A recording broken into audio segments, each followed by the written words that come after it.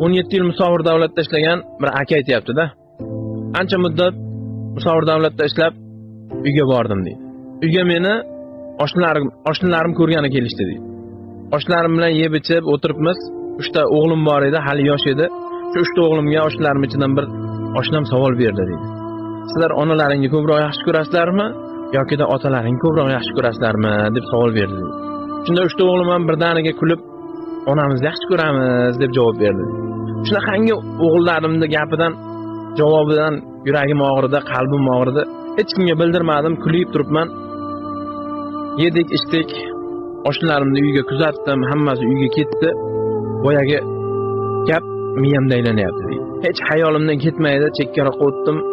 Ayolimga ham bildirmadim, yig'ladim deydi. Bolada oldida kim ko'p bo'lsa, kim ko'p e'tibor bersa, kim ko'p yaxshi gapirsa, kim ko'p mehr bersa, o'shani yaxshi ko'radi-da. Meni ayolim har kun ularning yonida, men esa 17 yil ularning oldida bo'lmadim.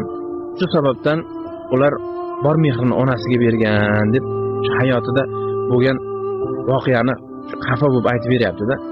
Boyagi aka aytadi, men 17 yil kim uchun qiynaldim? 17 yil shular uchun sharoit qildim-ku, 17 yil shular uchun sog'ligimdan kechdim-ku, 17 yil shularni sog'inib, shularga sharoit qilib yashadim-ku.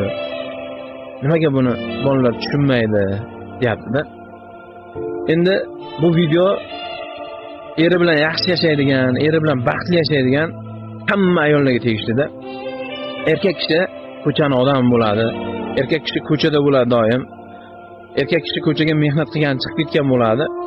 Uyda esa ayol kishi o'tiradi-da. Farzandlar tarbiyasi ayol kishiga bog'liq. Shu bolalaringga tarbiya berayotganda shunaqangi tarbiya beringlarki, o'g'lim, qizim, seni dadang biz uchun qiynalib ishlayapti. Seni dadang biz uchun sharoit qilyapti. Seni dadang sizlarni oshnalaringdan, dugonalaringdan kam bo'lmasliklaring uchun shunchalik 17 yillab Musavvir davlatda ishlayapti deb tarbiya berish kerak-da. Sizlardan kimdir dadalaring yaxshimi, ayalaring yaxshimi deb so'raganda, dadam yaxshi, keyin ayam yaxshi deb javob beringlar deb tarbiya berish kerak-da bolaga. Nimagaki erkak kimdir kelib otani oldida o'g'liga yo qiziga sen otang yaxshimi yoki da onang yaxshimi desa, shu bola otam yaxshi desa, sarflagan umriga erkak achinmaydi-da.